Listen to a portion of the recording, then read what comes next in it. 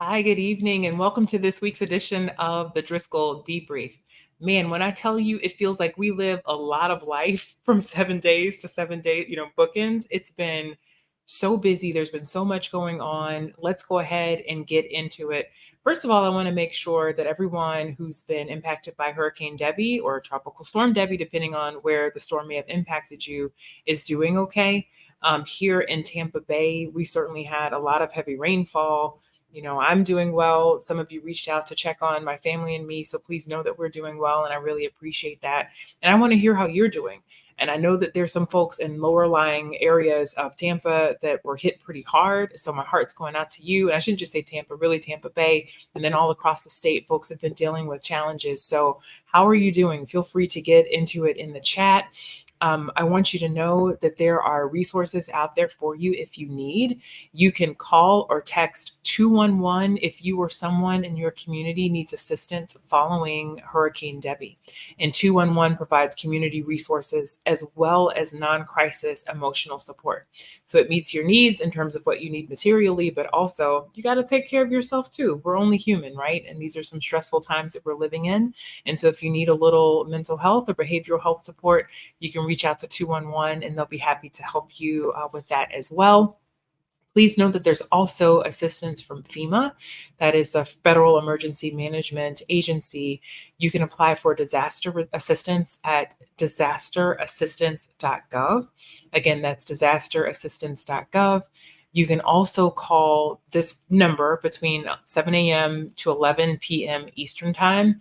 That number is 1-800-621-3362. Again, 1-800-621-3362 if you need any help or assistance from Hurricane Debbie. Again, disasterassistance.gov, or you can dial 211. We want to make sure, first and foremost, that everybody out there is safe and that you're getting the help that you need. Feel free also to reach out to my legislative office. We'd be happy to connect you with any additional resources. So would be remiss if we didn't start out at the top of the hour just with that check-in and making sure that everybody's okay. I also want to talk about what's been going on for me in this past week. So we've been very, very busy. We were able to tour Coca-Cola Florida, which is based right here in Tampa Bay. They are the Coca-Cola bottler and distributor for pretty much everything south of Gainesville. And it's really very impressive right here in the Tampa Bay community, a minority-owned business. They employ so many people here locally. They're on the verge of opening a new facility, which will mean additional job creation. And it's just a really wonderful economic story for our community.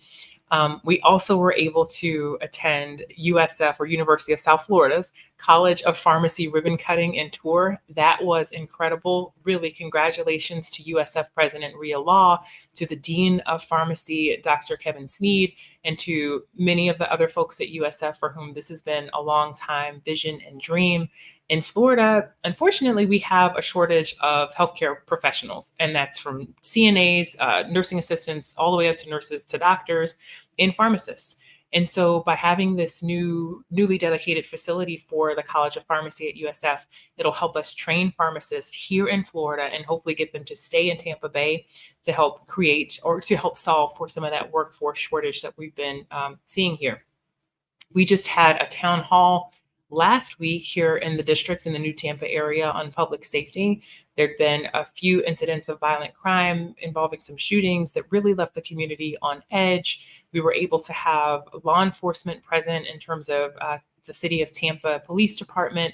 The mayor came out, Mayor Jane Castor came to support the New Tampa community in this, and the town hall was led by my dear friend, Councilman Luis Vieira. We were able to get input from the community, get questions answered, and get updates from law enforcement who gratefully have solved these crimes. And I know that there are a lot of folks in our neighborhoods who are sleeping safer or sleeping more soundly, understanding that these crimes have been solved and we're all feeling a little more safe. So thanks so much to our law enforcement who work so hard on that.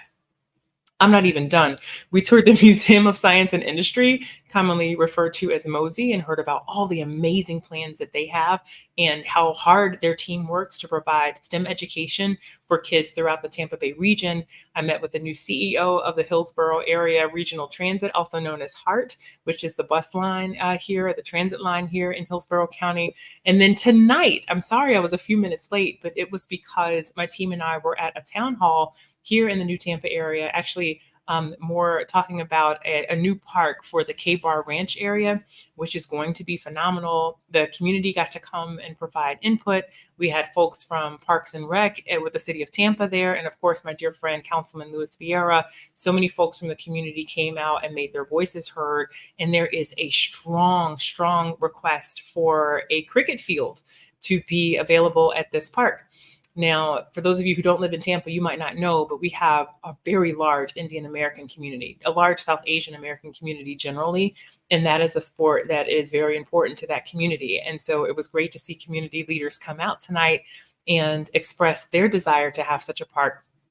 I think what was equally beautiful was that there was a lot of diversity in that room, whether it was white, Black, Hispanic, you name it, and everybody was rallying in support of that community and its desire to have a park, and so that they don't have to travel an hour or more away to be able to have access and play cricket. And I thought that was super cool. And it's really great anytime state government and city government can work together. Phew, now that's just been the last 7 days. And that's not everything, but that was a good snippet, just so that you know, sister has been busy, okay? But let's get into it. What other big news was there today? Anybody? This is not a trick question. If you want to put it in the chat, Vice President Kamala Harris today chose her running mate for the 2024 election cycle, and she chose Minnesota Governor Tim Walz. Now, the energy has been off the charts. I don't know if y'all have been paying attention to what's happening on social media, but it's been amazing. This is a gentleman, let me just put this out there, okay, who was able to get Senator Joe Manchin, Representative Alexandria Ocasio-Cortez, as well as Bernie Sanders to all agree. And I think we could agree, those are folks who are representative of a broad political spectrum, and they're all excited about this vice presidential pick. Why? I think it's for the same reason I'm excited, which is that he really is a governor with a track record of getting things done. So in fact, when he first ran for office, he represented a district that was a part of a rural community. And frankly, that was thought of as a Republican district. It didn't matter his party affiliation. They elected him anyway because he gets things done. I hear the young people talk a lot about how folks stand on business, basically just meaning that they get stuff done. To me, Governor Tim Walz stands on business. He is about his purpose. He does not mince words.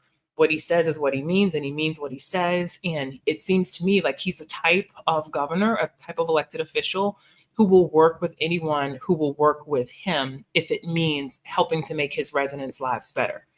And I'm just going to say, I think in America, that's the type of leadership we need. And I am so happy for Vice President Kamala Harris that she has now found her partner in purpose as they work to win this election, but also secure our democracy for the next generation. I'll tell you too, at that town hall meeting tonight, like I mentioned, it was very diverse in that room. There were Republicans, there were Democrats, and everything in between. And the energy and enthusiasm for Vice President Harris, and now for this vice presidential pick was palpable. Folks were excited to talk about it. And I think that speaks volumes. I think people want to put the extremism aside and they're ready to get to business. So let's get into it. Let's talk a little bit about Tim Walz more. Yes, Liam, he is authentic. I really appreciate that about him too. So he's a former teacher and a union member. That immediately resonates with me because my mom taught public school for over 35 years. I have a sister who is teaching in the public school system right now, and both of them have been union members. That matters a lot to me. While he was a teacher, he was a Gay Straight Alliance advisor for his school. I think that's super cool that he has a history of creating safe spaces for young people. He also was a football coach, which as a girl who loves football, I also think is really cool. He is a veteran of the Army National Guard, and he was the highest ranking enlisted soldier to serve in Congress. And I've heard from some formerly enlisted soldiers about what that means to them to have someone from their ranks ascend to that level in Congress really means a lot. And it says a lot about Governor Walz's character. He represented Minnesota's 1st district in Congress for 12 years before his successful run for governor in 2018. So remember how I told you he represented a rural area that was really thought of as more Republican? Yeah, the man not only was able to win that seat, but hold it for more than a decade. And I believe fundamentally it's because he was able to get stuff done. He has experience representing rural communities. And let's not forget, Florida is not all Miami and Tampa and Orlando, nor is America all New York and LA and Chicago. We've got a lot of rural communities in between, and I love that we have someone on the ticket who speaks to that. I grew up in Polk County, which is in Central Florida. It has suburban elements and it has rural elements. And so this means a lot to me personally to have someone who can speak to voters who grew up with a more rural experience in life. He has signed laws protecting abortion rights and the legal use of adult marijuana, and he has enacted firearm safety measures, and he has provided refuge to trans youths who needed access to a safe place to be, and they needed access to gender affirming care. Why do I mention these things? It's just only to suggest that he's someone who does have good democratic values, and he just wants to see people safe and protected, while he's also able to resonate with folks who may have values that are not center left. I think he's really, again, just all about getting it done. And he's been a visionary as a governor and has found a way to thread that needle and to represent all people in his state. He also enacted laws expanding paid family leave. This is huge, and it's something we don't talk about enough. And yes, FMLA is great for people who need to take leave, and that was an advancement in the law when it was passed back in the 90s.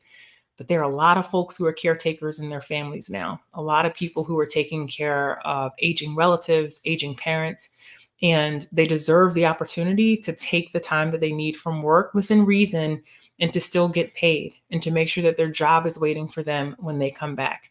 So I love that in Minnesota, he's been the type of leader that recognizes the value of the American worker and says, hey, we're going to make sure that your job is there for you, yes, but also that you're going to get paid what you deserve while you step away to take care of your family.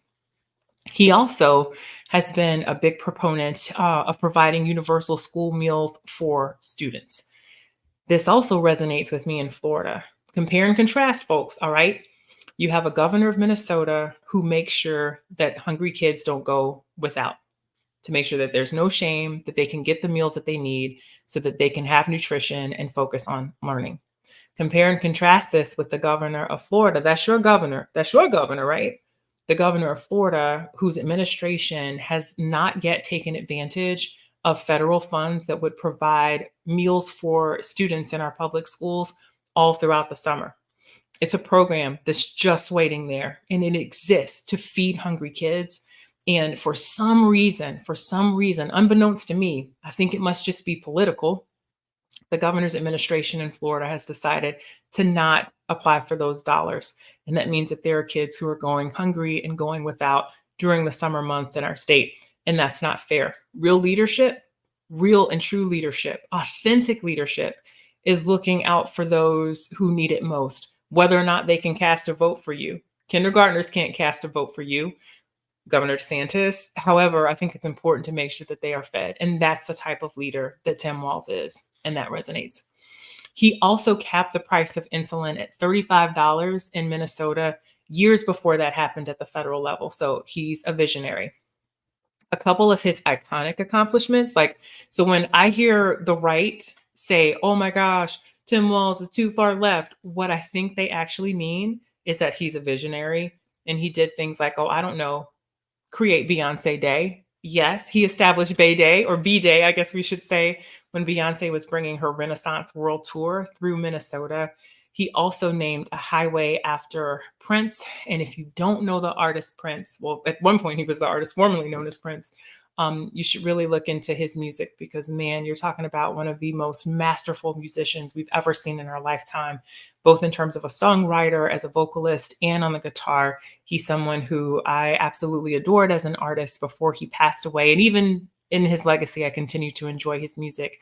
And Prince made his home there in Minneapolis. And I believe that's where he grew up. And he established Paisley Park there and would hold free concerts for the community. And he was just very much a part of the cultural tapestry of Minnesota. And I love it that Governor Walz was able to acknowledge Prince and establish a highway so that his legacy will continue to live on. So those are just some of my thoughts about Governor Walz. Again, it's been a busy day here for me in Florida and for our team. But as we've researched Governor Walz, he just seems like the right pick at the right time. I think he is the perfect leader to complement Vice President Harris. And I love what he brings to the ticket. And let me just read a quote from you because I just love this. All right. On reproductive freedom today, Governor Walz said this. He said, "In Minnesota, we respect our neighbors and their personal choices that they make, even if we wouldn't make the same choice for ourselves.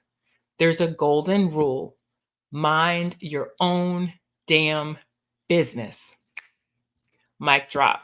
Young people, like I said, Governor Walz stands on business, and I believe he means what he says. And I love that he's authentic, and I love that he brings so much personality to this ticket. What y'all got for me in the chat? Yeah, that's true. Best ticket we could ever get, Harris Walz. I love that. Love Walz. He's authentic. Teachers are the unsung heroes. I agree with that 100%. Oh, Liam, thank you for sharing that. We've got a viewer who said that as someone who grew up with food insecurity, this makes my heart so happy that he did that Governor Walz looked out for young students and made sure that they had the meals that they need to eat. That's right. Yes, Carolyn, we talked about that too, that he also, back in the 90s, sponsored the Gay Straight Alliance in his high school to make school a safe place for everyone. And I think it's easy to take LGBTQ rights for granted now. We should never take any right or freedom for granted in this country. I think that the recent years in extremism have shown that. But if you think back to the 90s, that really is an act of radical love by Governor Walz to create a safe space for all students at a time where, who knows, maybe that wasn't even popular in his hometown. I don't know, but it certainly makes him popular in my heart. And I think it's going to make him popular with voters, that he's the type of leader who just does the right thing. So Governor Walz, that was amazing. And I'm hearing that he crushed it in Philly today. I wonder if any of you were able to see that. We had our town hall today, like I mentioned. We had some constituent meetings also at the office. So I haven't been able to tune into everything, but I'm really excited about this. You know, I'll tell you, I heard too that tonight there is a rural voter call for Kamala Harris for president. My gosh, there have been calls for Black women. You probably saw the calls for white women. There was a white dudes for Kamala Harris call. I think there was a Hispanic call. There have been so many different calls organized in support of this presidential campaign. And I found myself reflecting on, you know, why, like, what are we seeing? And I think what we're seeing is America in her strength. Oh, of course, I should mention the Republicans for Harris call. I think we're seeing America operating out of its strength, and our strength is our diversity. We should not allow our opposition to push us back or to make that a dirty word, because no, it actually is a strength. And I think what we're seeing in the hopes and dreams that are pinned to Vice President Harris and now to Governor Walz as part of that ticket is the hope for an America that actually feels inclusive again. That's what we're looking for, right? The America that we know and love, where everyone can feel safe and feel a part of things. And there's been so many efforts at, I feel like, just division for no good reason in American politics. There's no good reason for that. We want to make sure that people have a shot at the American dream, and that any kid could feel like they have the opportunity to live out their dreams, their version of the American dream in this country. And it certainly helps to be inspired by leaders and to be able to look up to leaders like Vice President Harris and Governor Walz, and to feel a sense of calm that there are folks who are trying to lead our country in that direction so that we can all feel a part of that version of the American dream. It's personally very inspiring to me, and we can tell that it's inspiring to people all across the country because they are supporting this ticket regardless of party affiliation or their racial background or who they love or whatever. They just want a better way forward in our country. And that is what I'm so optimistic about. I tend to start off my caucus meetings. You guys have heard me talk about this. When my caucus is meeting up in Tallahassee during session, I start off with, yes, a dad joke. Yes, a really bad dad joke, because the lamer, the better. But I also started out by saying, it's a great day to be a Democrat, because I want us to feel pride in that. Well, it is a great day to be a Democrat. I also think it's a great day to be an American. And I'm so excited about this presidential ticket and what the future might hold. So that is it for us. Thank you so much for tuning in. I think we can wrap it here. We don't need to take up too much time, but I hope everyone is doing well. I hope you're safe after the hurricane. If you need anything, please don't hesitate to reach out. By the way, okay, I'd be remiss if I didn't mention this. We just started early voting here in Hillsborough County, and I imagine in many places across the state. And this is for the primary election that is on August 20th. So please make sure that you take a moment to vote. Please, please make sure that you take a moment to vote. In the primary, it is so important that you make your voices heard. And there are many elections that will be decided at the primary stage because they don't have opponents in the general election, or there are judicial races, that will be decided. So please make sure that you take a moment to cast your ballot, to turn in your vote by mail ballot, or to stop by an early voting location so that you can make your voices heard. If you miss the opportunity to register and to participate in the primary election, never fear, you're going to have a chance to participate in the general election that's coming up in November. And my encouragement to you is to not wait. Make sure that you register to vote. Make sure that your friends and family are registered to vote. If you are registered to vote, please request your vote by mail ballot. This is a safe and effective way to vote, and it makes sure that you don't have to worry about it come election day. You would have already received your ballot and be able to cast it safely in the mail or by dropping it off at an early voting location to make sure that your vote counts. You also want to make sure that your friends and family have requested their vote by mail ballot. It is essential because, friends, the stakes in this election are high. I'm glad we have the enthusiasm right now. And just remember that we need to translate that enthusiasm into action. We need to hold this energy all the way until November 5th so that we can actually make our voices heard. And it's great that everybody's so enthusiastic on social media. Let's translate that enthusiasm to votes, because that is the way that we secure a victory in November. And I want a victory in November. I want it bad too. I'm telling you, I want to see this election not even be close, because to me, it would be such a resounding vote in favor of moving America forward and towards that promise of being a more perfect union, which we all know we can be. So thank you so much, everybody. Take care, stay safe out there, and we will see you next week.